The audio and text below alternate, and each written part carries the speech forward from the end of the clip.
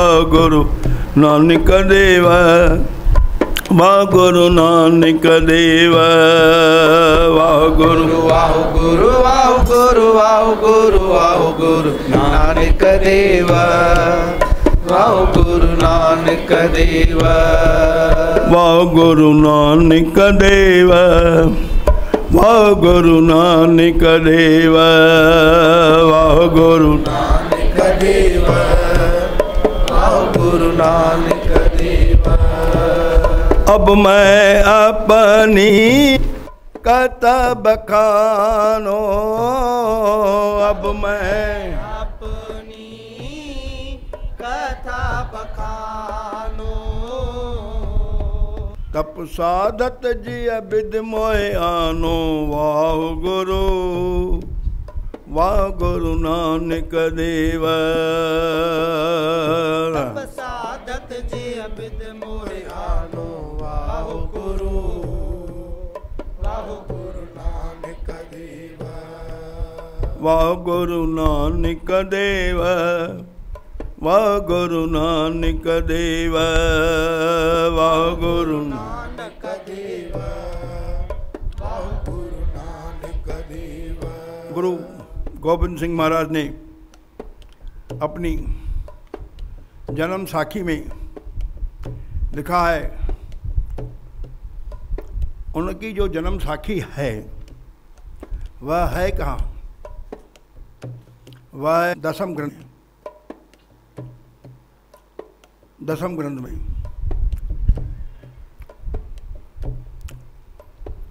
जैसे हमारे सभी गुरुओं ने आदि ग्रंथ लिखा है, दशमेश पिता ने श्री गुरु गोबिंद सिंह महाराज ने एक ग्रंथ लिखा है जिसे कहते हैं दसम ग्रंथ, और वे उस दसम ग्रंथ के वर्णित कथाओं का आपसे साक्षात्कार करवा रहे हैं।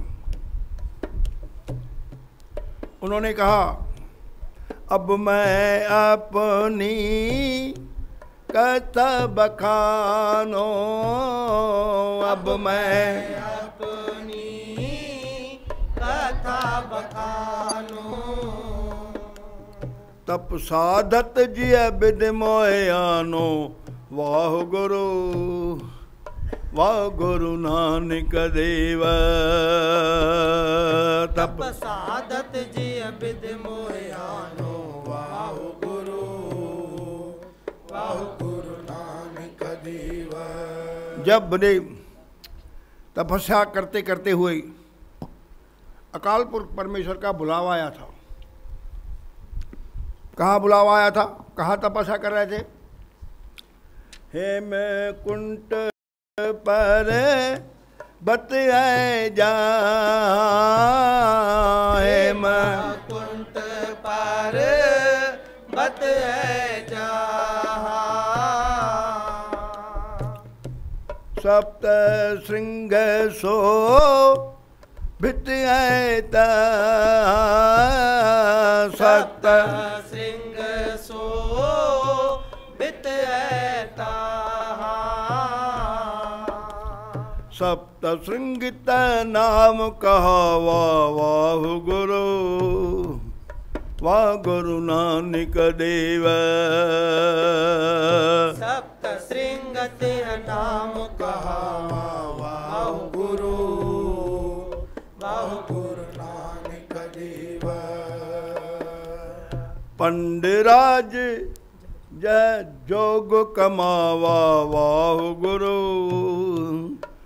गुरु नानक देव, पंडराज जह जोग कमावा, वाह गुरु नानक देव। वहाँ पर हेमकुंड पर्वत पर अनेक जोगी अनेक संत तपस्या कर रहे हैं, प्रभु भक्ति में लीन हैं। वहाँ पर गुरु गोबिंद सिंह जी कहते हैं, एक 7 चोटियों वाला, पर्वतों के निशानों वाला एक स्थान है, जहाँ पर श्री गुरु गोबिंद सिंह ने पूर्व जन्म में अधिक तपस्या साधी थी। तम अधिक तपस्या साधी, तम अधिक तपस्या साधी, महाकाल काल कर दीवाह गुरु, वाह गुरु नानक देव। महाकाल काल का आराधी, वाह गुरु, वाह गुरु नानक देव। महाकाल का अकाल पुरख का आराधना किया। महाकाल काल कर दीवाह गुरु, वाह गुरु नानक देव। महाकाल काल का आराधी, वाह गुरु, वाह गुरु नानक देव। ए वेद करते तपस्या भयो, ए वेद करत तपस्या भयो। इस प्रकार से मैं वहाँ तपस्या करता रहा। द्वैत एक रूप है गयो, वाह गुरु, वाह गुरु नानक देव। द्वैत एक रूप हो गयो, वाह गुरु, वाह गुरु नानक देव। पहले हम 2 रूप थे, एक मनुष्य के रूप में, एक जो कालपुरुष परमात्मा है। लेकिन तपस्या करते करते करते जिह नर सिमरन राम को, सो नर मुक्ता जान, नानक तिह नर हर अंतर नहीं। नानक साची जान। हम और परमात्मा एक हो गए। द्वैत एक रूप है गयो, वाह गुरु, वाह गुरु नानक देव। द्वैत एक रूप हो गयो, वाह गुरु, वाह गुरु नानक देव। ताते मात मोर अलख आराधा, ताते मात मोर अलख आराधा। इधर मेरे पिताजी ने और मेरी माता गुजरी ने तात मात मुर अलख आराधा।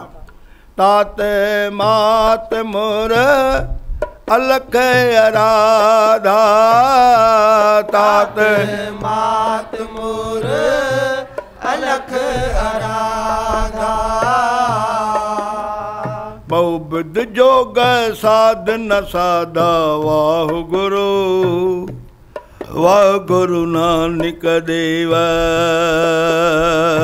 बहुविध जोग साधना साधा, वाह गुरु, वाह गुरु नानक देव। बहुत प्रकार से योग साधना की, जो बहुबुद्ध योग साधना साधा, योग की साधना साधी। बोल गुरु नानक देव की जय। बहुबुद्ध जोग साधना साधा, वाह गुरु, वाह गुरु नानक देव। बहुविध जोग साधना साधा, वाह गुरु, वाह गुरु नानक देव। तिन जो करी अलख की सेवा, तिन जो करी अलख की सेवा। तो हमारे दोनों ने, माता ने और पिता ने, माता गुजरी, पिता गुरु तेग बहादुर, इन्होंने जब काल पुरुष की सेवा की, दिन जो करी अलख की सेवा तिन जो कारी, अलख की सेवा ताते भय प्रसन्न गुरुदेवा। वाह गुरु नानक देवा। ताते भय प्रसन्न गुरुदेवा। वाह गुरु नानक देवा। जब इन दोनों ने, माता पिता ने, गुरु तेग बहादुर ने, माता गुजरी ने अकाल पुरख की सेवा की तो परमात्मा प्रसन्न हुए। ताते भय प्रसन्न गुरुदेवा। वाह गुरु नानक देवा। ताते भय प्रसन्न गुरुदेवा। वाह गुरु नानक देवा। तब अकाल पुरख उन दोनों पर प्रसन्न हो गए और हेमकुंड पर्वत पर तपस्या करने वाले तपस्वी, जिसको आज हम गुरु गोविंद सिंह मानते हैं और करके जानते हैं, वो आज्ञा किया कि भाई तुम जाओ वहाँ पर जाकर के जन्म ले। तुम जाओ जाकर के वहाँ जन्म ले। दिन प्रभु जब इस दिया, दिन प्रभु जब इस दिया। जब प्रभु ने मुझे आज्ञा दी, जब प्रभु ने मुझे आज्ञा दी। यह वाणी दसम ग्रंथ की है और यहाँ के प्रकांड पंडित हमारे सामने बैठे हैं और हम बच्चे अपनी तोतली भाषा में और तोतले ज्ञान में, क्योंकि हमारा ज्ञान भी इतना नहीं है जितना इनका है, बता देना सीधी बात ना, कहना भी साफ, स्पीक क्लियरली, फ्रैंकली, गुडली। तो बचपन की भाषा में जो हम बोल रहे हैं और कह रहे हैं और वो बड़े प्यार से सुन रहे हैं, हालांकि उन्हें सब मालूम है, जो मेरे सामने बैठे हैं उन्हें सब मालूम है। तो हमारे बच्चों की भाषा को बड़े प्रेम से सुन रहे हैं। जैसे एक पिताजी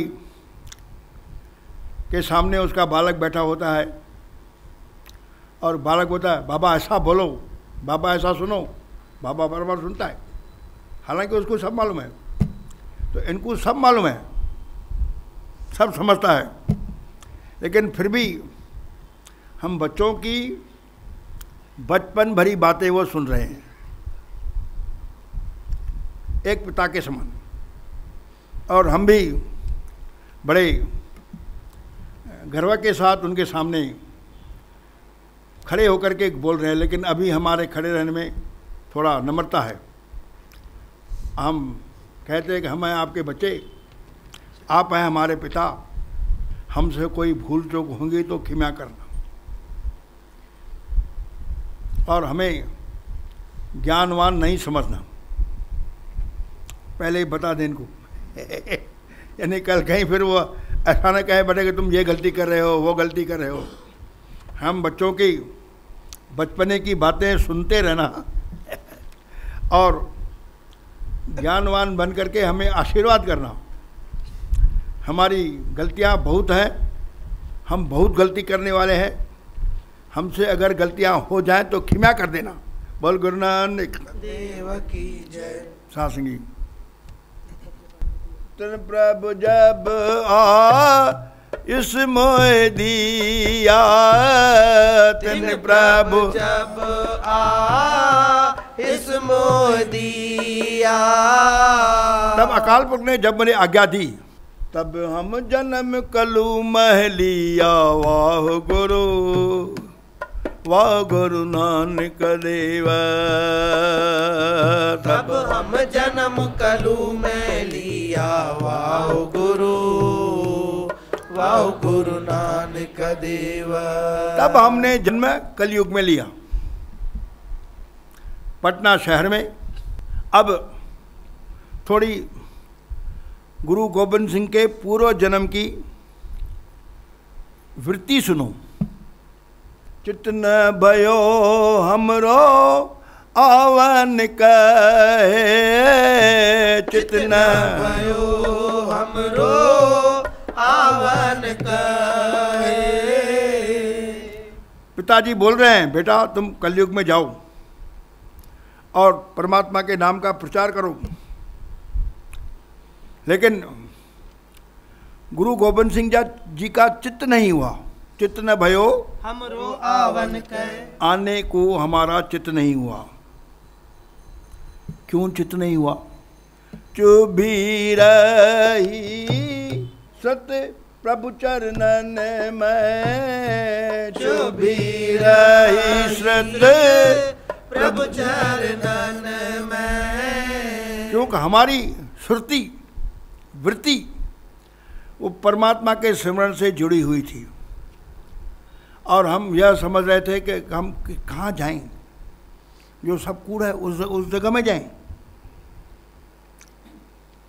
उस जगह में जाएं जहाँ पर पूरा झूठ का व्यवहार है, झूठ की दुनिया है, सब झूठ में ही व्यवहार करते हैं, वहाँ जाएं। कूड़ राजा कूड़ पर जा, कूड़ राजा कूड़ पर जा। कूड़ सब संसार वाह गुरु नानक देवा। कूड़ सब संसार वाह गुरु नानक देवा। कूड़ मंडप कूड़ माड़ी, कूड़ मंडप कूड़ माड़ी। कूड़ बैसनहार वाह गुरु नानक देवा। कूड़ बैसनहार वाह गुरु नानक देवा। कूड़ सेना कूड़ रूपा, कूड़ सोना कूड़ रूपा। कूड़ पहननहार वाह गुरु नानक देवा। कूड़ पहननहार वाह गुरु नानक देवा। कूड़ काया कूड़ कपड़, कूड़ काया कूड़ कपड़। कूड़ रूप अपार वाह गुरु नानक देवा। कूड़ रूप अपार वाह गुरु नानक देवा। कूड़ मिया कूड़ बीबी, कूड़ मिया कूड़ बीबी। खपे होए कार वाह गुरु नानक देवा। खप होए खार वाह गुरु नानक देवा। कूड़े कूड़े नेह लगा, कूड़े कूड़े नेह लगा। विसरिया करतार वाह गुरु नानक देवा। विसरिया करतार वाह गुरु देव। किस नाल कीचे दोस्ती, किस नाल कीजे दोस्ती, सब जग चलन हार वाह गुरु, वाह गुरु नानक देव। सब जग चलन हार वाह गुरु, वाह गुरु नानक देव। तो गुरु गोबिंद सिंह जब बालक रूप में उधर अपने तपस्थान में तपस्या कर रहे थे, ये सब तो झूठ है। बोले कहाँ झूठ में जाकर के मैं फंसूं, बोल गुरु नानक देव। लेकिन अकाल पुरख ने जैसे तैसे उनको समझाया, भाई तुम वहाँ जाओ, साधो एह तन मिथिया जानऊ, या भीतर जो राम बसत है साचो ताहे पछानो। लोगों को जाकर के समझाओ, भाई यह तन वाकई मिथ्या है, लेकिन इसके भीतर जो राम है इसकी तो तुम पहचान कर नहीं रहे हो, और इसकी पहचान तब होगी जब तुम पूरन गुरु करोगे और सतनाम का जाप जपोगे। या भीतर जो राम बसत है साचो ताहे पछानो, उसको पहचानो। इसलिए हे मेरे प्यारे, तुम कलयुग में जाओ और जाकर के लोगों के इस भ्रम को तोड़े हो कि वे सिर्फ माया के पीछे दौड़ रहे हैं, ना दौड़े, परमेश्वर के पीछे भी दौड़े। या भीतर जो राम बसत है, या भीतर जो राम बसत है, या भीतर जो राम बसत है, या भीतर जो राम बसत है, साचो ताहे पछानो वाह गुरु, वाह गुरु नानक देव।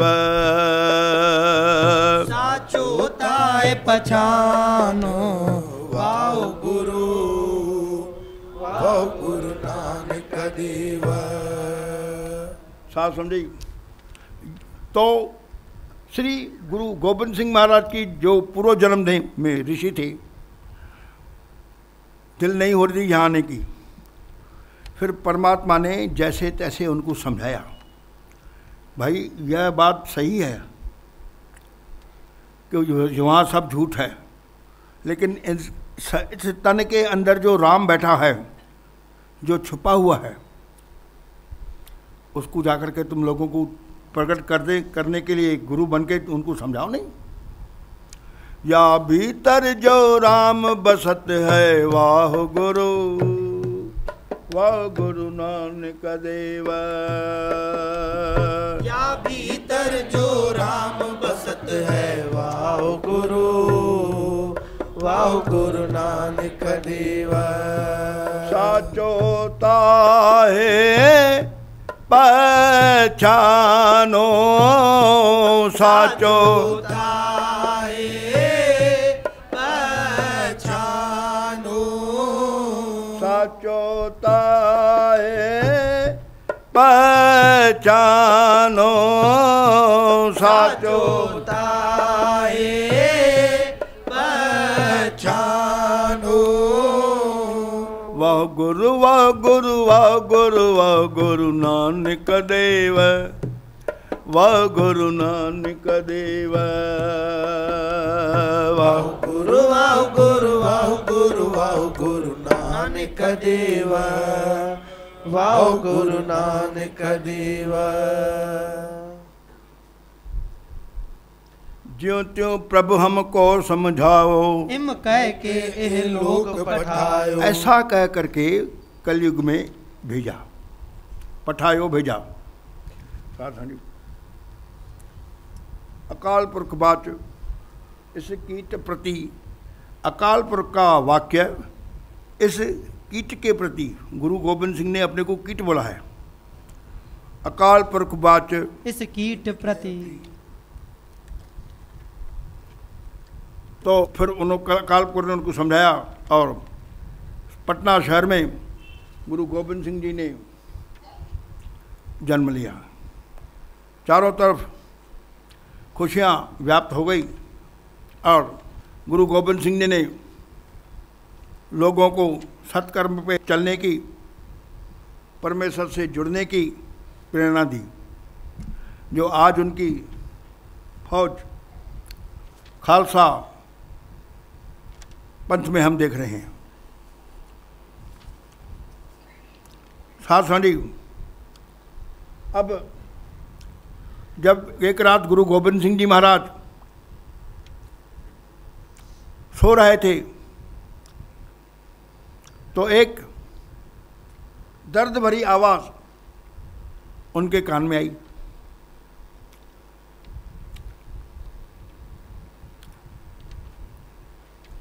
दर्द भरी आवाज़ सुन करके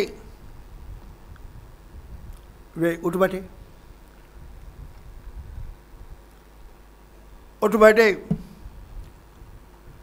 पहरेदार को बुला करके उस दर्द भरी आवाज़ के पैदा करने वाले को बुलाया। भाई कौन है, क्या बात है, इतनी रात को रो क्यों रहा है, यह भी तो हम सुने। साथ जी वह एक ब्राह्मण था जो आते से ही गुरु गोबिंद सिंह जी के चरणों से लिपट कर रोने का। गुरु गोबिंद सिंह ने उससे पूछा, भाई तुम कौन हो, क्यों रो रहे हो, क्या शिकायत है तुम्हारे पास? बोले महाराज मेरा नाम पंडित शिवदत्त है, जाति का मैं ब्राह्मण हूं, मैं अपनी पत्नी के साथ जिला होशियारपुर पिंड से जब गुजर रहा था तो एक पठान जबरदस्ती आकर के मुझे बांध करके मेरी पत्नी को लेके गया।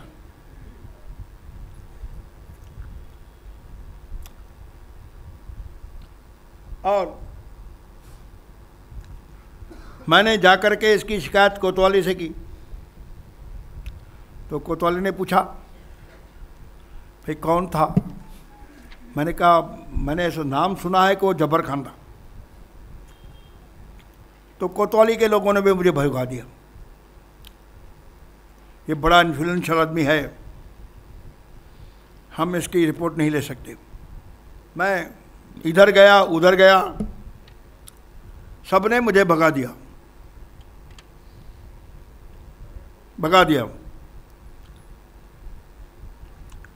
फिर मैंने अपने हिंदू भाइयों से विनती की,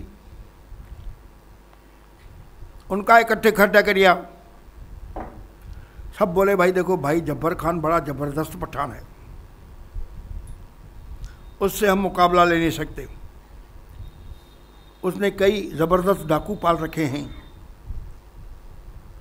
हम उनसे मुकाबला नहीं ले सकते।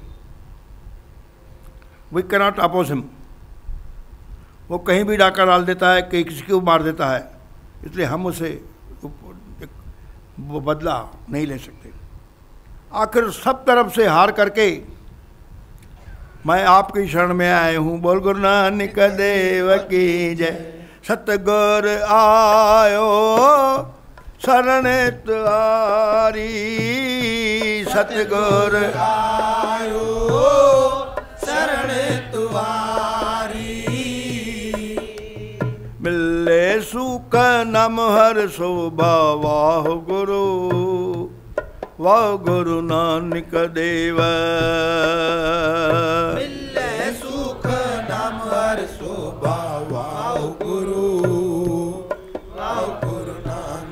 देव। चिंता लाए हमारी, चिंता लाए हमारी। अवर न सूझे दूजी ठाहर, वाह गुरु वाह गुरु नानक देव। अवर न सूझे दूजी ठाहर, वाह गुरु वाह गुरु नानक देव।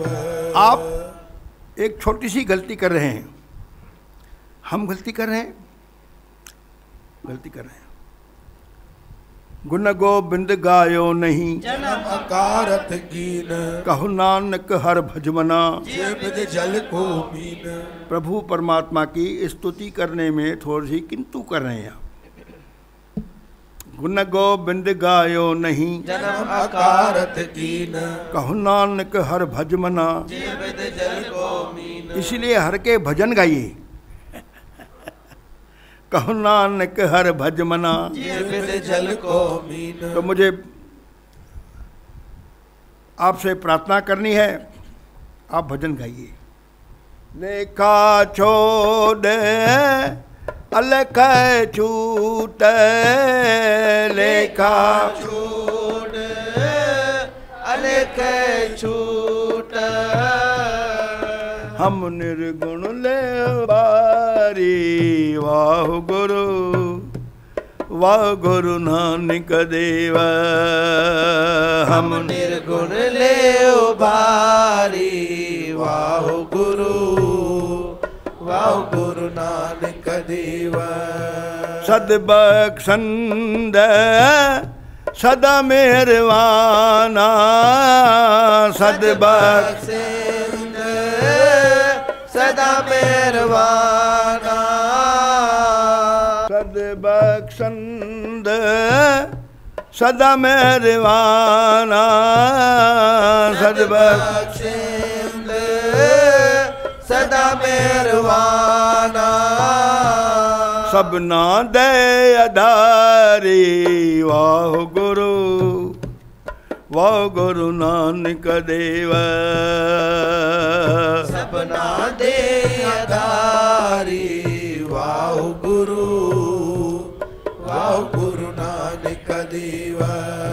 नानक दास संत पाछे परियो, नानक दास संत पाछे परियो। राख ले बारी, वाह गुरु नानक देव। राख ले बारी, वाह गुरु नानक देव। यह सुनकर के गुरु गोबिंद सिंह ने अपने पुत्र बड़े बाबा अजीत सिंह को अपने पास बुलाया रात के 12 बजे। यह नहीं सोचा होगा कि मेरा पुत्र नींद कर रहा है, अच्छा कल सुबह आना देख लेंगे। आपने मेरे को अनईजी आवर्स में डिस्टर्ब किया है, मेरे को सोने दो। नो, खालसे को ऐसा ही जागृत रहना है, इसलिए बनाई गई है खालसा कौम। आखिर गुरु गोबिंद सिंह ने खालसे क्यों बनाए, इस विषय पर मैंने कभी विचार नहीं किया। जरूरतमंद की आधी रात की जरूरत को हमें पूर्ति करना है। यह नहीं कहना है कि नींद बिगाड़ने आए हो, you have come to disturb my sleep. No, इसे ही कहते हैं खालसा। इसलिए गुरु गोबिंद सिंह जी ने कहा है, खालसा मेरो रूप है खास। खालसे मैं हूँ करो निवास। आप कम नहीं हैं, आप समझे तो बहुत कुछ हैं। आप वो गुरु गोबिंद सिंह के रूप हैं जो गुरु गोबिंद सिंह ने धरा।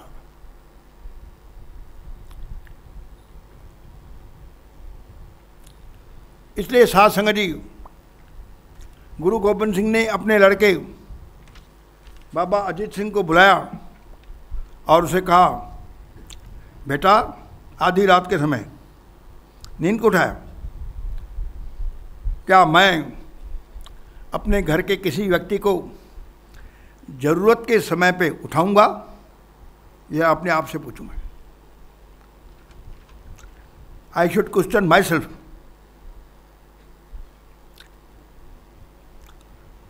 साथ संगी उठाया और कहा कि बेटा तुम अभी 100 घुड़सवारों का केसाधारी घुड़सवारों का जत्था लेकर के बस्सी पिंड में जाओ और वहाँ जाकर के इस ब्राह्मण की पत्नी जो अगवा कर ली गई है उसको छुड़ाओ।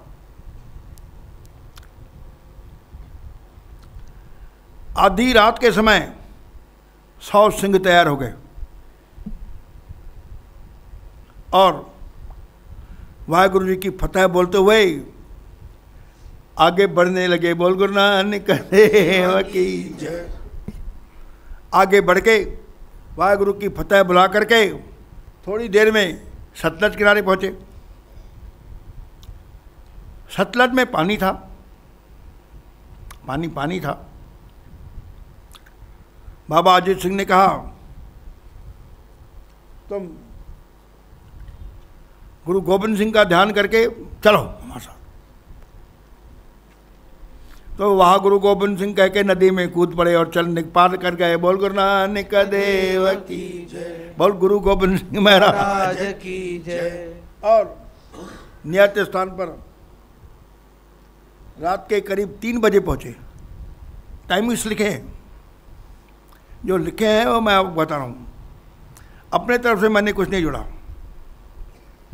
आई have not added even a single para of mine in this कथा।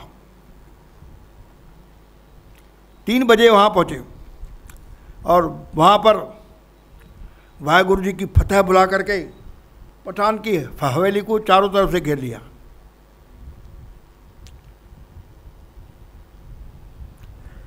और गोलियों की बौछार चालू कर दिया। बोल गुरु नानक देव। साथ जी डाकुओं ने जब गोलियों की बौछार देखी और सुना कि खालसा कौम आई है तो भागे। इतना आपका रुतबा है और इतना बद था। खालसा पंथ का इतना रुतबा है, इतना रुतबा था। 12 बजे उठे हैं, 3 बजे वहाँ बिसी पिंड में पहुँचे हैं और चारों तरफ से घेर लिया। डाकुओं को पता किया तो हाथ जोड़ के आके बाबा अजीत सिंह के शरण में आ गए और कहने के, साहब जाफर खान बड़ा ज़बरदस्त पठान है, हम उससे टक्कर ले नहीं सकते, हम उसकी आज्ञा तोड़ नहीं सकते, लेकिन हमने किसी को तंग नहीं किया है, तंग उसने नहीं किया है, हमने किसी को तंग नहीं किया है, तंग उसी ने किया है, तो आप कृपा करके हमें बख्श दीजिए। ये है खालसा पंथ का रौब। तंग हमने नहीं किया है, उसने किया है। यह सुनकर के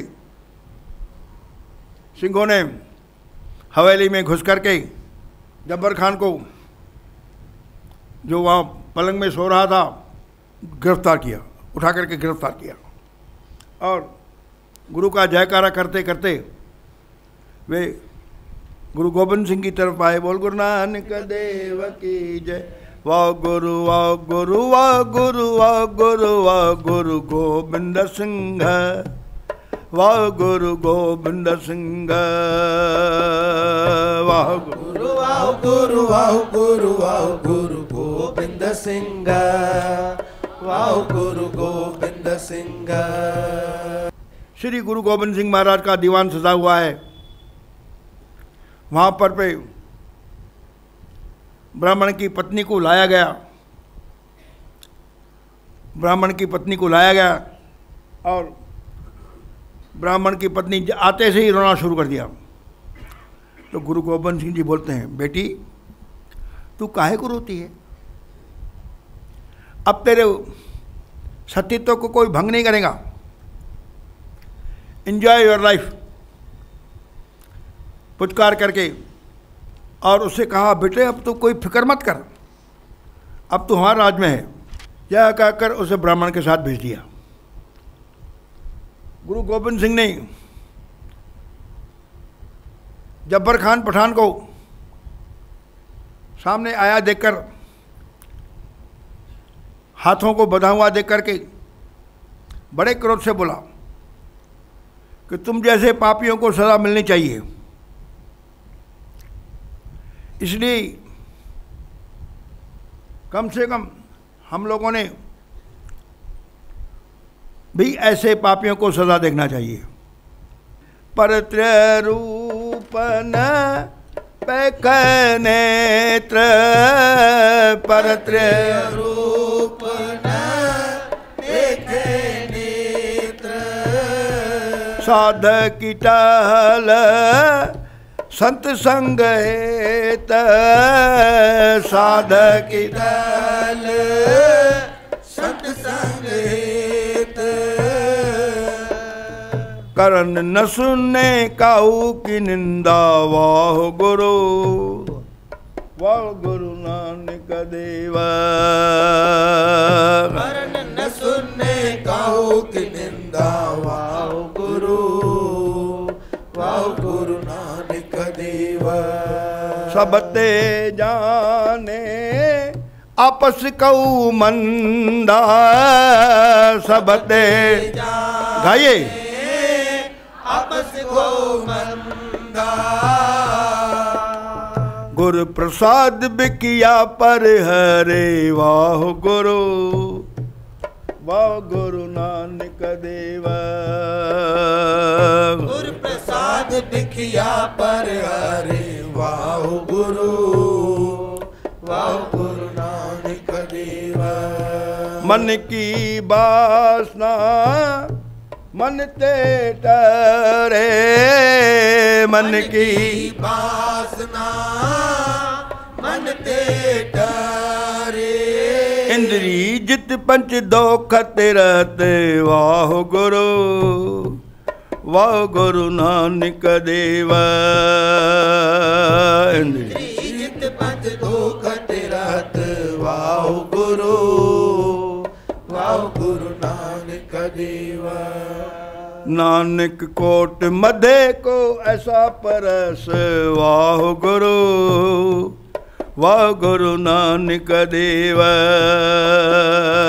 नानक कोट मधे को ऐसा परस, वाह गुरु नानक देवा। वाह गुरु गोबिंद सिंह, वाह गुरु गोबिंद सिंह, वाह गुरु गोबिंद सिंह, वाह गुरु गोबिंद सिंह।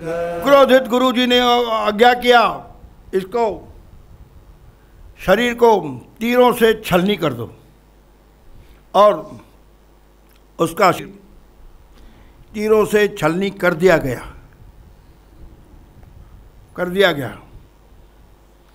इस घटना का असर प्रभाव ऐसा पड़ा कि फिर किसी ने स्त्री की तरफ देखना बंद कर दिया। सबके सामने गुरु गोबिंद सिंह का डंडा था, कोई आएगा ले जाएगा। बोल गुरु गोबिंद सिंह महाराज की जय। ऐसे फतेह का डंका बचाने वाले गुरु गोबिंद सिंह की आज 351 शुक्राना प्रकाश पर्व पर हम यहाँ गुरबाणी कीर्तन के द्वारे धन्यवाद अदा कर रहे हैं। बोल गुरु नानक देव की जय। और उस काल पुरुष का धन्यवाद अदा करते हैं कि आपने हमें, हमारी संगत को और जो यहाँ आए हैं उनको धन्यवाद कर गायन के रूप में प्रस्तुत करने की आशीर्वाद बख्शी। बोल गुरु नानक देव की जय। गुण गोबिंद गायो नहीं जन्म अकारत की कहो नानक हर भज मना जे बिद जल को मीन। गुरु गोबिंद सिंह महाराज का पोहा सुदी सप्तमी संवत 1723 को पटना शहर में हुआ था। बोल गुरु नानक देव की जय। मैं आप सबका धन्यवादी हूँ। आप पूरी संगत का हमारे बीच राष्ट्रीय उपाध्यक्ष सरदार गुरबचन सिंह मोखा, राष्ट्रीय महामंत्री अविनाश जायसवाल, नागपुर महानगर पालिका के स्थायी समिति के अध्यक्ष श्री वीरेंद्र कुकरेजा, श्री अनिल भारद्वाज, अन्य उपस्थित रज्जवंत सिंह तुली, ढिल्लन जी, राज्यपाल कश्यप, सन्नी जी, चंचल हरमंदर, दविंदर, जगजीत सिंह, श्री प्रीतम मथुरानी, भगवान दास आडवाणी, गणेश दास बड्डू ढोलवाणी, कार्तिक लारोकर, बिसाजी, श्री मोहन गंगवानी, समाज सेवी श्री जयप्रकाश गुप्ता, श्री रूपचंद रामचंदानी व अन्य लोग आए हैं, उन सबका धन्यवाद। बोल गुरु नानक देव। और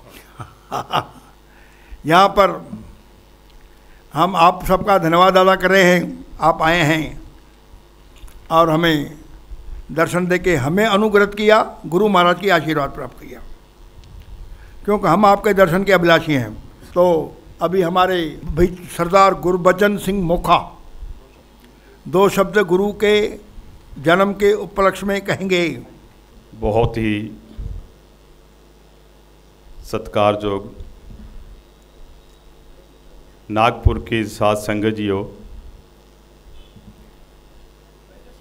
आओ सारे एक बार श्री गुरु ग्रंथ साहब जी दे मूल मंत्र दे पाठ तो आपां गल शुरू करिए। मैं चाहांगा सारे इकट्ठे आपां एक बारी 5 बार मूल मंत्र जरूर जाप पढ़ांगे। 4 मूल मंत्र गुरप्रसाद तक और 5वां जाप तक। वो हमें थोड़ा पंजाब में रहने के कारण बोलने की आदत है, तो ध्यान में नहीं रहता कि हम पंजाब में हैं या देश के किसी और हिस्से में हैं। कई बार ऐसे ही बोलते हैं कि हिंदी में बोलो। तो आपका पूरा ध्यान भगवान में है, अकाल पुरख में है।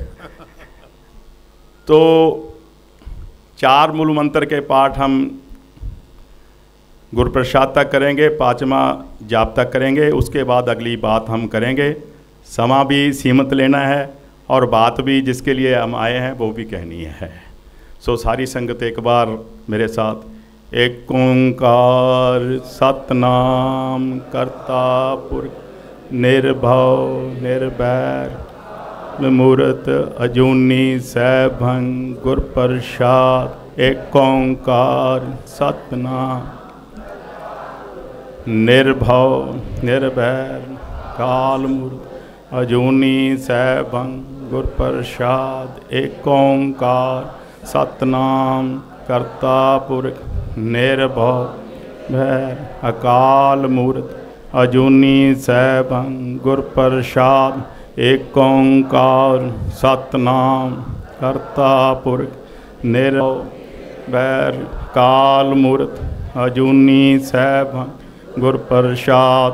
एक ओंकार सतनाम करता पुरख निर्भव निर्भैर काल मूर्त अजूनी सैभं गुर प्रसाद। एक ओंकार सतनाम करता पुरख निर्भव निर्भैर अकाल मूर्त अजूनी सैभं गुर प्रसाद जप आद सच जुगाद सच है भी सच नानक होसी भी सच।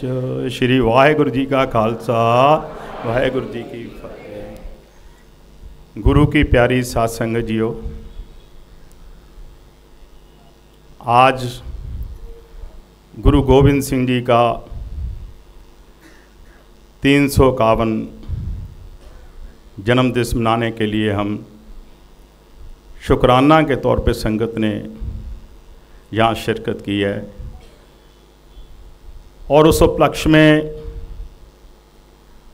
अभी हमारे पिता समान ममतानी जी, आपके बच्चे समान ममतानी, तो ममतानी जी ने बहुत ही प्रेम से, मैं समझता तो इतना आनंदमयी कीर्तन किया है और आप सारी संगत ने उसमें इतना अपना सहयोग दिया है, इतना आनंद आ रहा था। मन तो करता था कि हम बात ना करें आपसे, कीर्तन का ही प्रवाह है जो चलता रहे, क्योंकि कीर्तन के आगे कुछ भी नहीं है। सो ग्रंथ साहब जी बोलते हैं, बिन भागा सत्संग ना लभे, बिन संगत मैल भरीजे जियो। गुरु साहब का हुक्म है कि आपके अगर कर्मों में जे सौभाग्य समा नहीं है तो आपको जे समा बैठने के लिए नहीं मिलेगा और आप कभी संगत नहीं कर सकोगे। आप संगत के ऊपर कृपा हुई है, आपने संगत की है, कीर्तन किया है, गुरु महाराज जी का, गुरु नानक देव जी की वाणी का जो गायन किया है, और आनंदमयी अवस्था में बैठ के मैं देख रहा था कि इतनी भी आवाज़ दूसरी कोई बात की नहीं आ रही थी। तो गुरु साहब उसके बाद बोलते हैं, जब सच्ची बात होती है, संगत होती है, तो फिर क्या हुक्म किया गया है गुरसिख के लिए? आओ सिख सतगुर के प्यारे हो, गावो सच्ची बाणी। वो बाणी का आपने गायन किया है। जब वो सच की बात होती है, सच की बाणी गाई जाती है, फिर उसके बाद क्या होता है? आनंद पिया मेरी माए सतगुरु में। सो वो आनंद था ना जो यहाँ इस स्थान पर मिल रहा था। बड़े बड़े कीर्तन दरबार होते हैं, बड़ी बड़ी बातें होती हैं, हमने बहुत सुना है, बहुत जाते हैं, बड़े बड़े फंक्शन होते हैं, उसमें भी जाते हैं। जो आनंद की अवस्था जब हमें यहाँ मिल रही थी वो कहीं नहीं मिलती है। आज का विषय वह आपके आने के कारण से हुआ है। ये तो आपका बड़प्पन है, हम तो आपके सामने कुछ भी नहीं है। अगर आप हमारे मन की बात कहो, हमारा तो मन भर रहा था, हमारे आंखों में आंसू आ रहे थे बार बार जब आप बहुत इतने प्यार से कीर्तन कर रहे थे। तो जो बात आज करने वाली है ये सब आपकी कृपा है। तो मैं जो बात आपसे करने जा रहा हूँ, समा थोड़ा होने के कारण मैं अपनी बात थोड़ी नज़दीक ला के शुरू करता हूँ। जो गुरसिक्खी का मिशन है, खालसा का मिशन है, वो गुरु नानक देव जी से शुरू हुआ था। उन्होंने 10 जामे लिए गुरु गोविंद सिंह तक आने के लिए। 10वें जामे में आके गुरु गोविंद सिंह जी ने जो आप वाणी में श्रवण कर रहे थे वो सारा दृष्टांत दोहराने की जरूरत नहीं है। और उसके बाद एक समा आया। गुरु के सिख बहुत थे, गुरु को मानने वाले बहुत थे, लेकिन जब गुरु तेग बहादुर जी की कुर्बानी हुई थी उस समय उनका शीश ले जाने वाला कोई नहीं दिखा था। मेरी कोई बात कहीं आपको कटाश में लगे, कोई बात गलत लगे तो मैं पहले ही क्षमा चाहूँगा, लेकिन जो सच्चाई है वो हमें करनी पड़ेगी, बात कहनी पड़ेगी। तो गुरु साहब के मन में एक कल्पना आई, क्योंकि अभी ममतानी जी ने जो गुरु साहब के साहबजादे जीत सिंह जी का वर्णन किया, कैसे वो ब्राह्मण की स्त्री को बचा के लेके आया, उसकी जरूरत के लिए खालसा पैदा हुआ। ऐसी घटनाओं को से बचने के लिए, देश को बचाने के लिए, धर्म को बचाने के लिए खालसे का जो जन्म हुआ। मैंने जम्मू में एक बार बोलते हुए कहा था, मैंने कहा आप जम्मू वालों को तो हम धन्यवाद देना चाहते हैं, जहां से कृपा राम पंडित जी का अपना के गुरु तेग बहादुर जी के पास गया, और वो गुरु तेग बहादुर जी का पास जब वफ्द लेके जाता है, गुरु गोविंद सिंह कहते हैं पिताजी जाओ आप कुर्बानी दो, आपसे बड़ा कौन है। तो वो सारा जो दृश्य अपने सामने आता है, वो कृपा राम अगर वहां से वफ्द लेके ना जाता तो हो सकता है ये घटना भी ना घटती।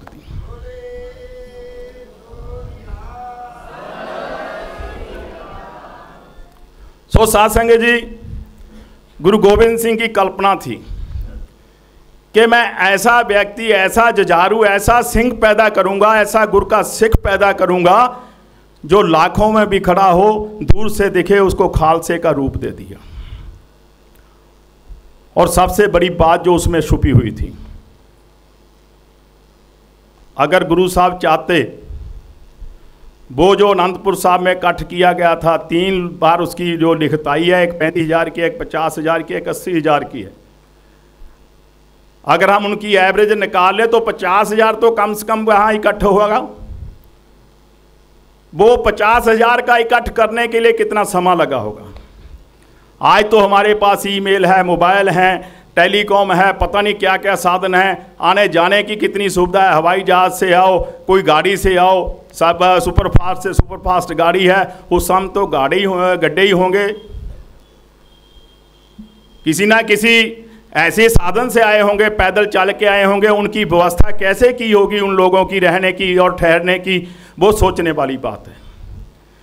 अगर गुरु गोविंद सिंह जी वो इकट्ठ में अगर कहते जे 5 लोग पहले वाले उठ के आ जाओ, मैंने 5 शीश चाहिए मेरे को, तो मेरा मन कहता है कि कोई जवाब नहीं देता था। वो 5 पहले भी उठ के खड़े हो सकते थे, लेकिन गुरु साहब ने ललकारा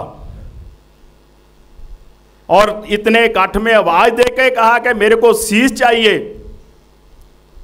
और एक एक करके देश के 5 कोनों से 5 व्यक्ति उठ के आए, और 5 ही जातों के उठ के आए। उसमें नाई भी था, झोर भी था, और सिख जाट भी था, और उसमें नामदेव को मानने वाला शिंबा भी था। सभी जातों का सम्मेल करके राष्ट्रीय एकता और सामाजिक समरसता की गुरु साहब ने बात कर दी। और सबसे बड़ी बात, जब वो शीश उनके लेके उनको गुरु वाला बनाया, खालसा सजाया, उसके बाद आज दुनिया में 1-2 उदाहरणें हैं जो कहीं नहीं मिलती। पहली तो जो सर्वंस बारा है गुरु साहब ने, दुनिया के किसी इतिहास में इतनी बड़ी कुर्बानी नहीं है।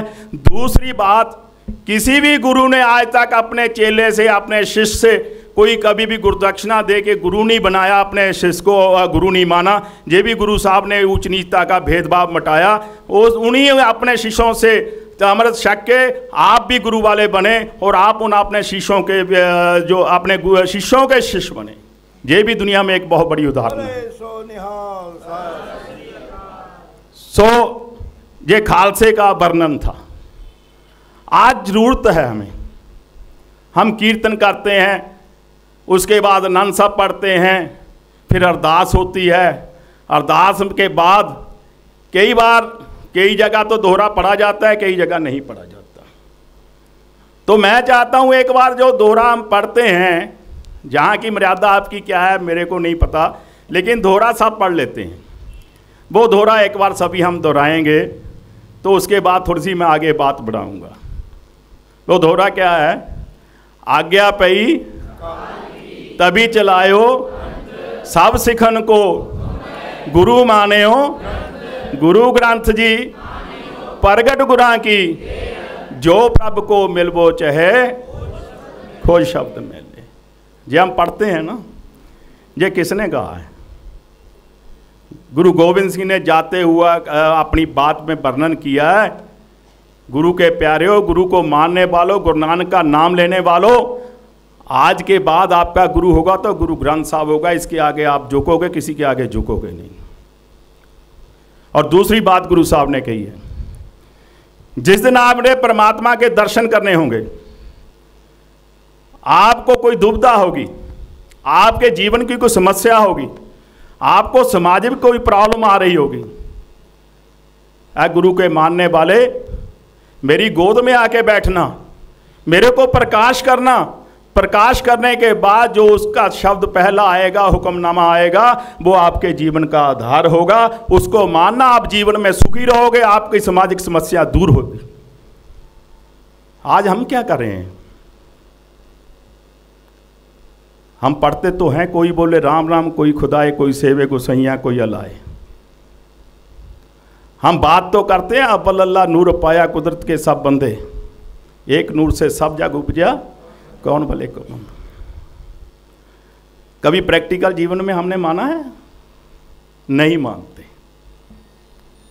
जब ये बात आ जाती है तो हमारे मन में ये आ जाता है, ये नीच जाति का है, ये ब्राह्मण है, मैं खालसा हूँ, मैं गुरु का सिख हूँ। अरे गुरु नानक देव जी ने कहाँ ये बात कही है? गुरु नानक देव ने तो समानता की बात की है। उन्होंने तो राजा का भोज छोड़ के भाई लालो का लंगर, कोदरे की रोटी खाई है सूखी, प्रेम किया है, जिन प्रेम कियो तिनी प्राप्त। क्या हमारे जीवन में ये गुरु साहब का आदेश है? ये हमें देखना होगा, बात को जांचना होगा। साथ संगत जी, कई बार बात हम करते हैं ना, यहाँ बैठ के बात करनी सौखी है, लेकिन हम जब जीवन में अपने अप्लाई करते हैं तो फिर पता चलता है कि कितनी बड़ी बात है। हम कोशिश करें वो बातों को अपने आप में डालने की। गुरु साहब ने, गुरु ग्रंथ साहब की जब बानी रची है गुरु अर्जन देव जी ने, देश के कोने कोने से कोई ऐसा सज्जन, ऐसा महापुरुष जिसने गुरु नानक देव जी के बानी के बराबर की बात की है, उसको गुरु ग्रंथ साहब में दर्ज किया है। चाहे वो भगत थे, चाहे वो भट्ट थे, चाहे वो मुसलमान था, चाहे वो नाई था, चोर था, सिंबा था, रवदासिया था, कोई भी था, उसमें जात पात की बात नहीं थी, लेकिन उसकी बात गुरु नानक देव जी के बात के साथ आती थी, उसके बाद क्रांति की बात होती थी, तो उसको बात को गुरु अर्जन देव जी ने गुरु ग्रंथ साहब में दर्ज किया है। गुरु ग्रंथ साहब हमको जोड़ते हैं, सामाजिक समरसता की बात करते हैं। मुझे समय का थोड़ा आभार है, क्योंकि हमने भी गाड़ी पकड़नी है, मन करता भी आपसे बातें खूब करें, लेकिन गुरु महाराज गुरु नानक देव जी कृपा करें, गुरु नानक देव जी के जन्मदिन पे कभी भी ऐसा समय हम बनाएंगे, आपके साथ दर्शन करेंगे, जहाँ बैठ के खुल के फिर बातें भी करेंगे।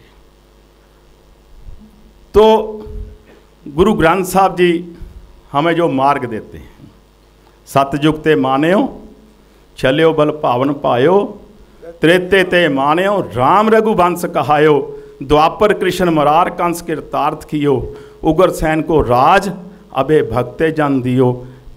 ये जो बात है ना, ये हमें अपने आप मन में उतारनी होगी, अपने दिल में उतारनी होगी। इसको कैसे भी हजम करना होगा हमें। जब कभी कृष्ण की बात आती है, राम की बात आती है, हमारे मन में द्वेष आ जाता है। हम कहते हैं वो तो राम ही नहीं है, वो तो राम दूसरे की बात है। मैंने बहुत बार ये बात बोली है। मैं कहता हूँ आपकी बात के साथ सहमत हूँ मैं। राम की बात वो दूसरे राम की होगी, लेकिन जो राम अयोध्या का राम है, अगर वो आप उसको लिखत मान के भी मान लो ना, जो किसी की लिखी हुई कहानी है, उसके करैक्टर को जान लो क्या कहता है। साथ संगत जी, आज हमारी माता सामने मर रही हो ना, तो हम चाहते हैं जल्दी मरे। पिता जा रहा है तो जल्दी जाए, क्योंकि हमें ज़रूरत होती है उसकी प्रॉपर्टी की, हमें ज़रूरत होती है हमारे स्वार्थ की। लेकिन भगवान राम ने अपनी मतरेई माँ के कहने के ऊपर, उसकी असली माँ ने नहीं कहा था अभी इसको बदमाश में भेज दो, मतरेई ने कहा था। पिता की बात दी हुई थी, वचन दिया हुआ था, लेकिन बेटे ने कहा मेरे पिता की बात ना टूट जाए, वनवास को जाने के लिए तैयार हो गया। आज बता दो कितने ऐसे बेटे हैं जो अपनी माँ और पिता की बात को मानने के तैयार हैं। ये बातें हमें विचारनी होगी, अच्छी बात को अपने मन में निकालना होगा। हम कहते हैं कृष्ण, ये तो गीता लिखी हुई है, बहुत लोग ऐसी चर्चा करते हैं। हमारे साथ रोज ऐसे लोग मिलते रहते हैं, प्रेम करने वाले, जो हमारी बात को गलत भी साबित करते हैं, तो हम उनकी बात को भी बड़ी करते हैं। मैंने कहा गुरु ग्रंथ साहब कह रहे हैं हर को नाम सदा सुखदाई, जाको सिमरा जामाल उतरे, गन का हूँ गत पाई, पंचाली को राजसभा में अंत राम नाम सुधे आई। कौन बोल रहे हैं? 9वें पातशाह गुरु तेग बहादुर जी का शब्द है। किसने लिखा? गुरु ग्रंथ साहब में। गुरु अर्जन देव जी ने तो जो बानी पहले संगलित कर दी गुरु ग्रंथ साहब में, उसके बाद तो जाहिर है कि गुरु गोविंद सिंह जी ने जो बात शब्द है जो गुरु तेग बहादुर जी का गुरु ग्रंथ साहब में दर्ज किया होगा। क्या हम इतने बड़े विद्वान हो गए हैं कि गुरु गोविंद सिंह जी की बात भी काट रहे हैं? गुरु अर्जन देव जी बोलते हैं कि आपने अगर गुरु ग्रंथ साहब को समझना है, गुरु ग्रंथ साहब की बाणी को समझना, भाई गुरदास जी की जो बातें हैं उनकी लिखत को पढ़ो, वो उसकी कुंजी है। जो आप वो पढ़ोगे तो आपको बात समझ आएगी। वो गुरु भाई गुरदास जी जो है अपनी बार में लिखते हैं, आया सुनिया बिदर दे बोले दुर्योधन हुए रुखा, कार साडे छड़ के गोले दे करके जाए के छुट्टा। साध संगत जी, ये क्या है? प्रेम भावना नहीं है, विश्वास की बात नहीं है।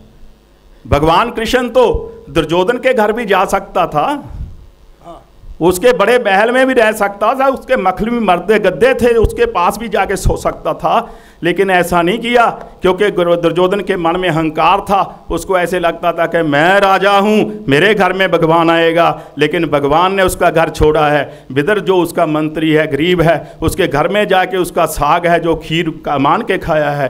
ये क्या आप कहते हैं? भाई गुरदास जी कहते हैं हम भाई गुरदास जी से ज़्यादा बड़े विद्वान हो गए। साथ संगत जी, आओ हम उपराला करें। आप सिंधी समाज के जो लोग हो, मैं बहुत अच्छी तरह सिंधी समाज से जानकार हूँ, क्योंकि हमारे शहर में सिंधी समाज का काफ़ी लोग रहते हैं। संत बाबा थारिया सिंह, संत बाबा दारू सिंह, वो हमारे शहर में आके रुके थे, इसलिए मेरा सिंधी समाज से काफ़ी लगाव है और मैं जानता भी हूँ। तो आप लोग गुरु नानक को मानते हो, गुरु नानक की बात करते हो, इतनी बढ़िया आपने कथा की है, हमें भी सोचना चाहिए कि हमारा गुणगान कर रहे हैं, हमें इनको इज्जत देनी चाहिए, इनको बड़ा करना चाहिए, इनकी बात को मानना चाहिए। हो सकता है मर्यादा कुछ और होती हैं, लेकिन हमारा मन है जो मान रहा है वो प्रेम तो हमारा सही है ना, इस बात को भी हमें ध्यान में रखना चाहिए। सो मैं अपनी बात को बहुत ज़्यादा लंबी ना करूं, अखीरली मैं एक बात कह के, क्योंकि समय का अभाव है, अविनाश जी जायसवाल दिल्ली से आए हैं, हमारा तो आना था, अचानक प्रोग्राम बना है, पहले पता होता था तो और सामान निकालते, उन्होंने भी अपनी बात करनी है। हमें ये सभी बातें ध्यान में हैं जो मैं कर रहा हूँ। जैसे बाबा ने कीर्तन करते हुए कहा ना, आप सभी लोग ये सभी बातें जानते हो, किसी से छुपी नहीं हुई है। बात कहने का अंदाज है, कहने का ढंग है, इन्होंने अपने ढंग से कहा है, मैंने अपने ढंग से कहा है, वो अपने ढंग से कहेंगे, आप अपने ढंग से कहोगे। बात ध्यान में रखने वाली क्या है? एक संस्कृत के कवि ने कविता लिखी है,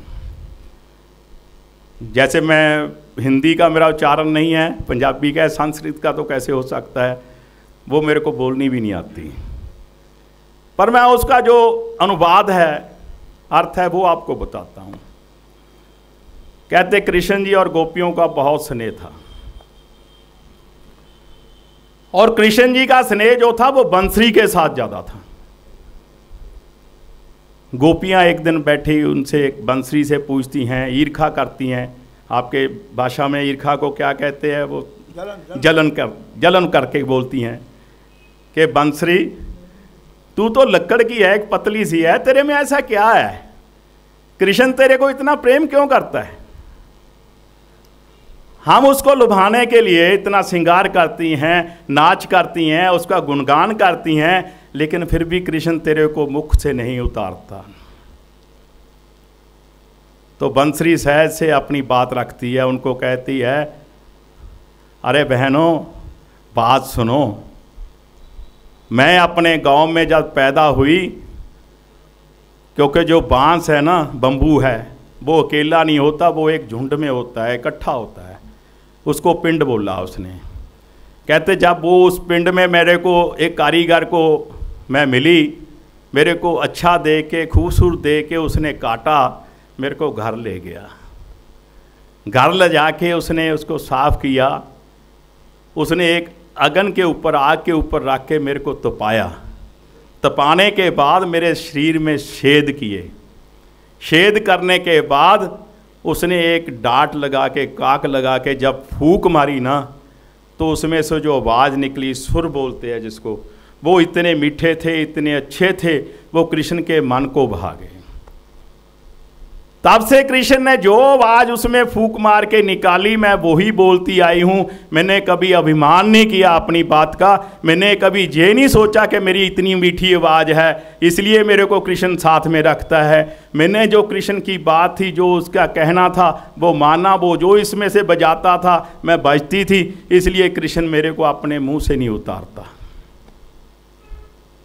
तो मेरे कहने का भाव है, जो गुरु ग्रंथ साहब हमें आवाज मारते हैं, जो हम उनको पढ़ते हैं, उसको अपने मुख से उच्चारें, ना कि हम ये करें कि बाणी तो हम गुरु की पढ़ें, लेकिन वोट इकट्ठी करने के लिए, अपना आप बड़ा दिखाने के लिए गुरु ग्रंथ साहब की गुरबानी की बात को छोड़ दें, अपनी बात को बड़ी करें, कहें कि हम बड़े सिख हैं, आप तो सिख नहीं हैं। सिख तो हमारे से वो भी अच्छा हो सकता है जो कभी गुरुद्वारे नहीं गया, कभी गुरु नानक के दर्शन नहीं किए, कभी गुरबानी नहीं पढ़ी। हो सकता है उसके जीवन में गुरु नानक का अर्थ ज़्यादा हो, वो हमारे से ज़्यादा बड़ा सिख भी हो सकता है।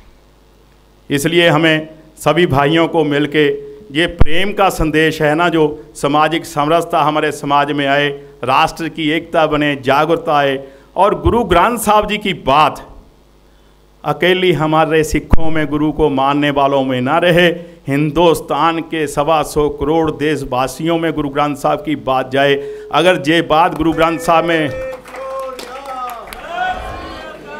ये बात अगर गुरु ग्रंथ साहब की इस हिंदुस्तान के लोगों में, दुनिया में हम फैला सकते हैं, फैला देते हैं, तो हमारा राम राज भी होगा, खालसा राज भी होगा, कोई इसको रोक नहीं सकेगा।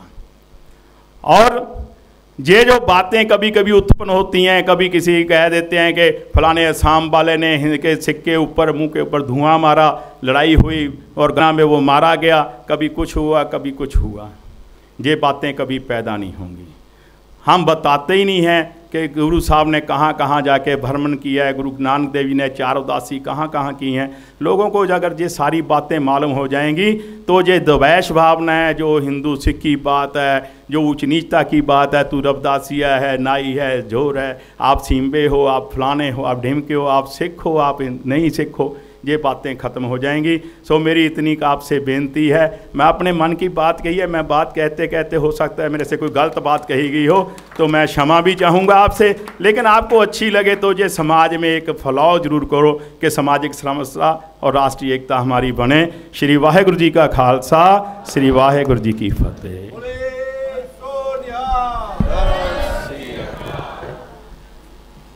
बहुत ही श्रद्धेय युगावतार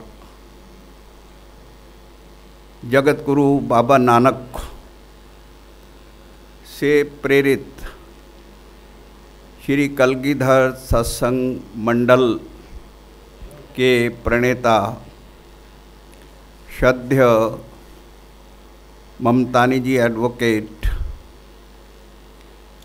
जिसका भी हमारे गुरबचन सिंह जी मोखा ने आपसे विचार साझे किए कि कितना उन्होंने अपनी वाणी को अपनी साधना से और अपनी तपस्या से और सतत अभ्यास से, समर्पण से साधा है। वो अमृत वाणी हम तो सौभाग्य से आज कुछ क्षणों के लिए ही उसका पान कर सके, लेकिन आप बड़े भाग्यवान आत्माएं हैं कि जो शायद उनके सत्संग में रहकर, उनके साथ रहकर वर्षों से इस अमृत का पान कर रहे हैं। तो कितने भाग्यशाली हैं, इससे आप अपना अनुमान लगाइए।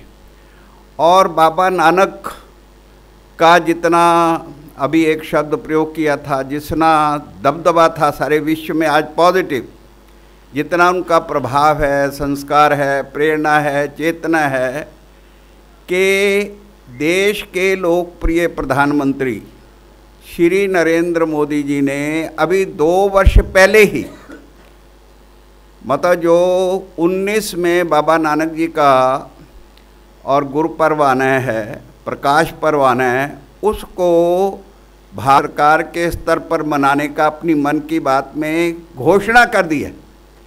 अब आप इससे अनुमान लगाओ कि उस जगत बाबा गुरु नानक जी से प्रेरित ये जो मंडल आज समाज में अमृत संचार कर रहा है, ये कितना बड़ा काम है। हमें पता है कि हमारे बारे में और इकबाल ने लिखा है, यूनान मिस्र रोमा सब मिट गए जहाँ से, कुछ बात है कि हस्ती मिटती नहीं हमारी। ये बात यही है जो श्री कलगीधर सत्संग मंडल और हमारे ममतानी साहब अपनी साधना से, अपने संकल्प से समाज में अमृतपान करा रहे हैं। तो इस प्रकार के और लोगों, इस प्रकार के महापुरुषों का आज देश में और कितना बड़ा और संदेश जाना चाहिए। इसी के लिए और लोकप्रिय प्रधानमंत्री श्री नरेंद्र मोदी जी ने लाल किले की प्राचीर से और ये घोषणा की थी कि ये जो गुरु गोविंद सिंह जी का 350वां प्रकाश पर्व वर्ष है, इसको और हमें इस संदेश को घर घर पहुंचाना चाहिए।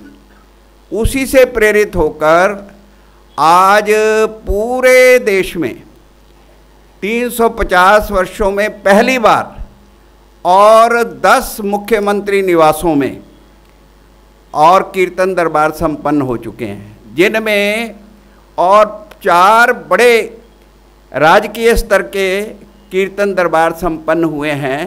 पहला हरियाणा के मुख्यमंत्री श्री मनोहर लाल जी खट्टर के द्वारा करनाल में और संपन्न हुआ, जो 1 लाख संगतों को जिसने क्रॉस किया।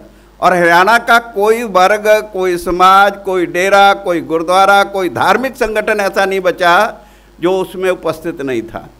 और फिर उन्हीं के द्वारा अभी ये 351वां शुक्राना प्रकाश पर्व वर्ष जो है ये प्रारंभ हुआ है।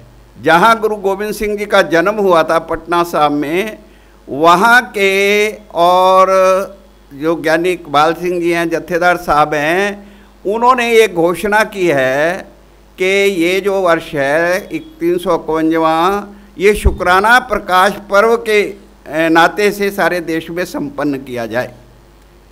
और गुरु गोविंद सिंह जी का आपने बड़ी और सुंदर कथा के रूप में ममतानी जी से अभी श्रवण किया।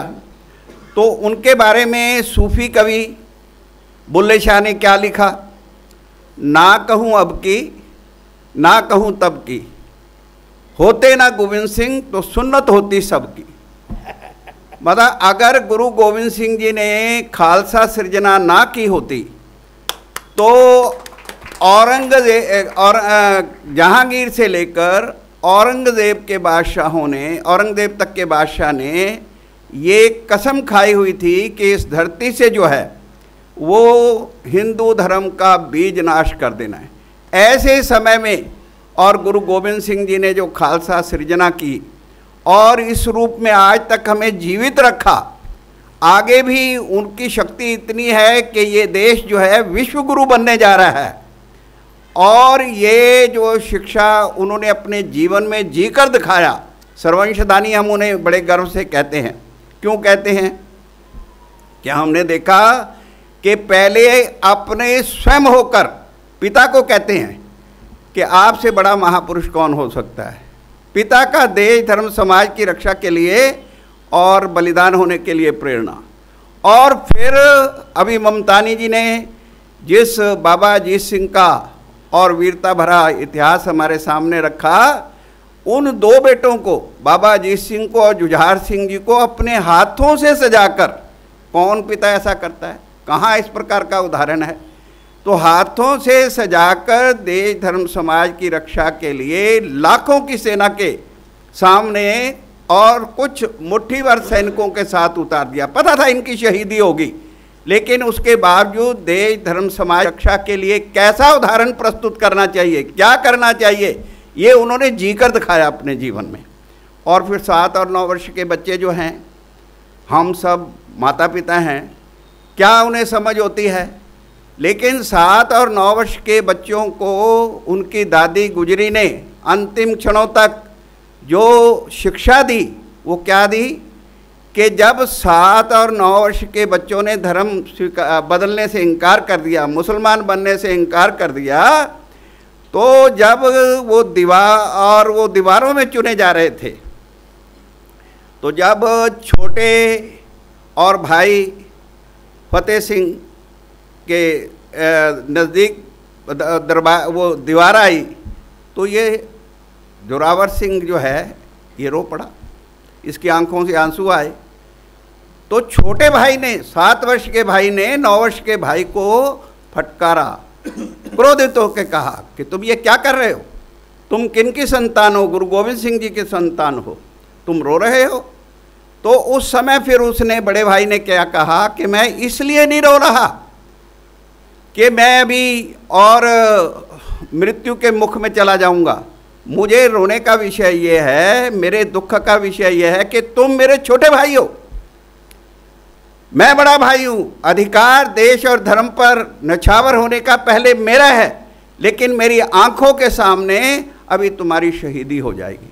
तो देश धर्म समाज की रक्षा के लिए बलिदान होने के लिए 7 और 9 वर्ष के बच्चों में और किस प्रकार का भाव था। और फिर हमने देखा कि माता गुजरी को ठंडे बुर्ज से गिराकर और कर दिया गया। फिर जब लगातार गुरु गोविंद सिंह जी और अपने देश धर्म समाज के हमलावरों से जूझ रहे थे, तो लगातार जो संघर्ष हो रहा था उसके कारण से, और उनके 5 प्यारों ने उनको आदेश दिया कि आप इस गढ़ी से निकल जाइए और आप सुरक्षित, ये हमारा आदेश है। तो उन्होंने और उनके आदेश का पालन करते हुए वहाँ से कुछ साथियों को लेकर और वहाँ से और निकले। तो ये जो मुक्तसर है, जिसे खदराने की ढाब हम कहते हैं, यहाँ पर उनके जो 40 साथी थे जो बड़े विश्वास पात्र थे, उन्होंने और हिम्मत हार दी और उन्होंने कहा, महाराज अब हमारे से और लड़ा नहीं जाता भूखे प्यासे, अब हम आपसे और अनुमति चाहते हैं। गुरु गोविंद सिंह जी ने सहर्ष कहा कि भाई ये आप देखो, मैं तो जो व्रत लिया हुआ है, जो संकल्प किया हुआ है, अभी उस पर चलूँगा, अगर आपको लगता है तो आप निर्णय ले सकते हैं। तो उन्होंने उनको, गुरु गोविंद सिंह जी को ऐसी कठिन परिस्थिति में और छोड़कर उनको जाना पड़ा। तो वहाँ आज हमारी माताएं बहनें बैठी हैं, इनके कारण से ही ये हिंदुस्तान के धर्म सभ्यता संस्कृति की रक्षा हो रही है। इन्होंने ही गुरु नानक देव जी के अनुसार और इस देश को महापुरुष दिए हैं। हम महाराष्ट्र में बैठे हैं, जैसे मैंने और गुरु गोविंद सिंह जी के बारे में कहा, ऐसे ही वीर शिवाजी के बारे में माँ जीजाबाई ने जिन्हें तैयार किया था उनके बारे में कहा, काशी की कला जाती मथुरा मसीत होती, होते ना शिवाजी तो सुन्नत होती सबकी। तो ऐसे और माताएं, एक माई भागो और वीरांगना, वो गतका खिलाती थी अपने गांव में, 15, 20, 25, 50 अपनी सहेलियों को लेकर गुरु गोविंद सिंह जी के पास पहुंच गई और उसने अपनी बुद्धि से, जो लाखों की मुगल सेना उनका पीछा कर रही थी, वहाँ झाड़ियाँ थी, उन झाड़ियों को चादरों से ढांककर ऐसा विशाल दृश्य खड़ा कर दिया कि कोई सेना का बहुत बड़ा कैंप हो। तो वो सेना ने जैसे ही नज़दीक पहुंची तो उनको लगा कि भाई इस विशाल सेना का हम मुकाबला नहीं कर सकेंगे, पहले ही वो निरुत्साहित हो गए। और फिर जब इन वीरांगनाओं ने उन पर आक्रमण किया, उधर से गुरु गोविंद सिंह जी जो थे वो बहुत बड़े तीरंदाज थे, उनके जो तीरों की बौछार हुई तो वो मुट्ठी भर वीरांगनाओं ने और गुरु गोविंद सिंह जी ने अकेले ही वो लाखों की सेना को भागने पर मजबूर कर दिया। तो इस प्रकार का हमारी माताओं ने समय समय पर जब भी आवश्यकता पड़ी इतिहास रचा है। और फिर गुरु गोविंद सिंह जी और नांदेड़ साहब पहुँचे। नांदेड़ साहब में हमें पता है बंदा सिंह बहादुर जो है वो भगवान की आराधना में खोया हुआ था और मुक्ति के लिए प्रयास कर रहा था। तो गुरु गोविंद सिंह जी ने उसको जागृत किया कि भाई तुम ये किन बातों में लगे हुए हो, आज पंजाब देखो, देश देखो जल रहा है, आज तुम्हें यहाँ पर बैठकर अपनी मुक्ति की नहीं, देश समाज की मुक्ति का और प्रयास करना चाहिए। और वो उनकी शरण में आ गए।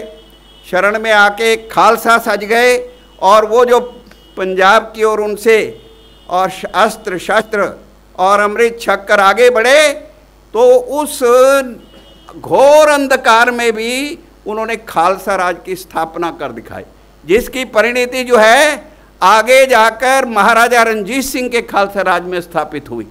तो इस प्रकार के बाबा नानक से लेकर, बाबा नानक ने उस समय कहा था, जो तुम प्रेम खेलन का चाहो सिरधर तली गली मेरी आओ, इत मार्ग पैर धरीजे सिर दीजे कान ना कीजे।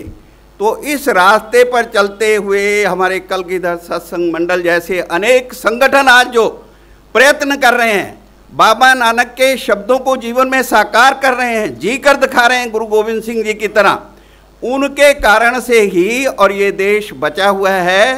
तो आज इस पवित्र अवसर पर और शुक्राना पर वर्ष पर हमें और ये संकल्प लेकर जाना चाहिए। मैं प्रार्थना ममतानी जी से कर रहा हूँ कि जितनी इन पर ईश्वर की कृपा है इनको प्रभु शतायु करे और इनका कीर्तन ये शुक्राना पर वर्ष में गुरु गोविंद सिंह जी का जहाँ भी ये जाते हैं, जहाँ भी सत्संग करने का अवसर मिलता है, इस अमृत का और पूरे उदार हृदय से और इसका और पान कराएं।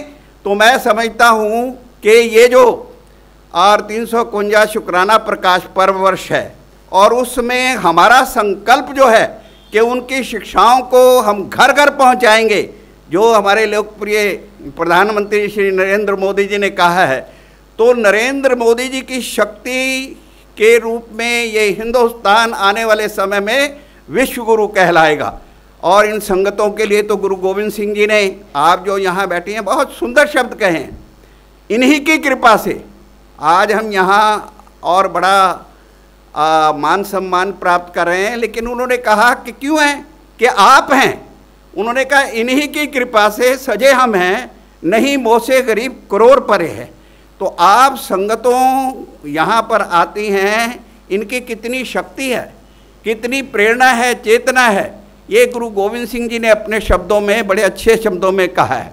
तो इस प्रकार का ये जो प्रयास आज ये हुआ है, तो हिंदी कवि की भी पंक्तियाँ याद आ रही हैं कि इस घोर अंधकार में भी ममतानी जी, कलगीधर सत्संग मंडल जैसे संगठन, राष्ट्रीय स्वयंसेवक संघ जो पूरे विश्व का सबसे बड़ा संगठन है, जिनके माननीय सरकारेवा जी ने आह्वान किया था, उससे प्रेरणा लेकर ही नरेंद्र मोदी जी ने आह्वान किया।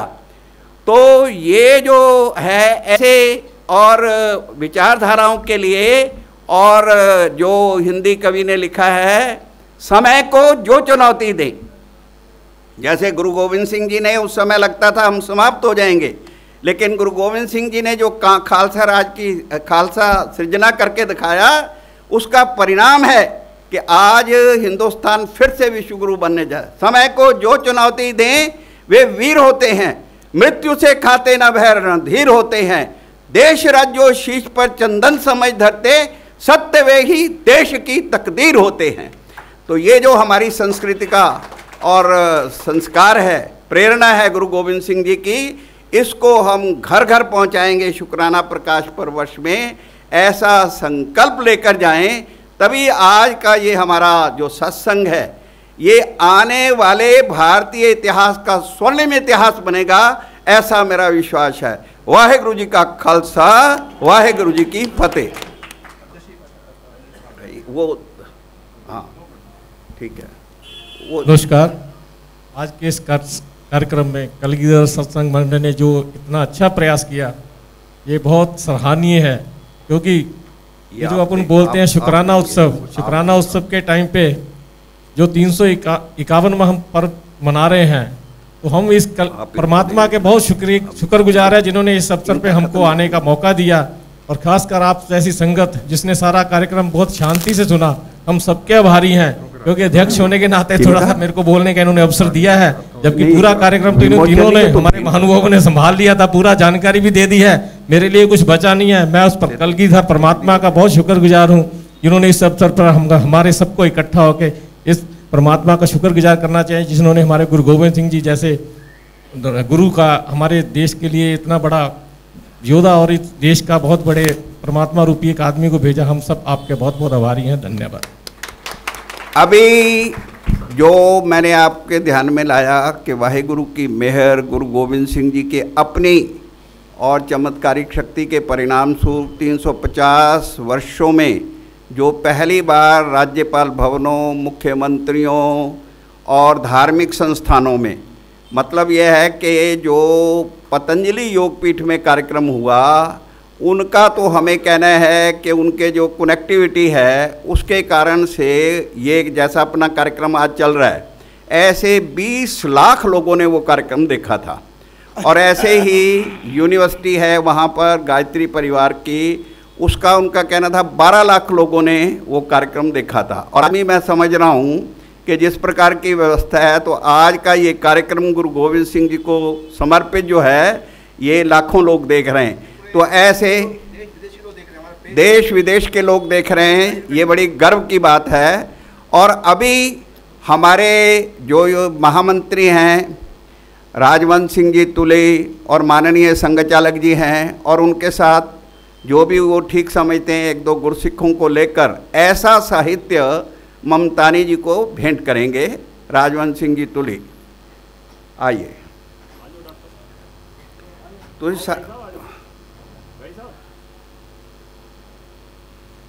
ये आइए, दीजिए, ले आप लीजिए, ये ऐसे, ये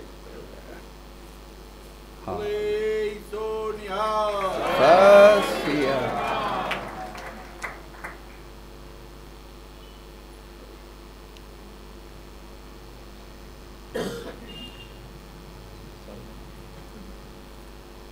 और मैं समझता हूँ कि हमारे मोखा जी ने और बड़ी चिंता व्यक्त की थी, लेकिन जो मेरा अनुभव है, मैं पहली बार नहीं यहाँ आया, तो ममतानी जी के डॉक्टर बेटे आज भी श्रवण कुमार के रूप में और समाज में उपस्थित हैं। तो हाँ, और इनका कहना है कि ये जितने भी और यहाँ भगत जन बैठे हैं, वो भी श्रवण कुमार की तरह अपने माता पिताओं की सेवा करने के लिए तत्पर हैं, उद्यत हैं, और ये संस्कार पूरे देश में जाए, ऐसी कामना करते हुए। और हमारे बीच में हमारे गुरबचन सिंह जी मोखा हैं, उनके डॉक्टर बेटे ममतानी जी को ये पंजाब की विजय गाथा, पंजाब की विजय गाथा जो अभी मैंने आपके सामने वर्णन किया, वो भेंट कर रहे हैं।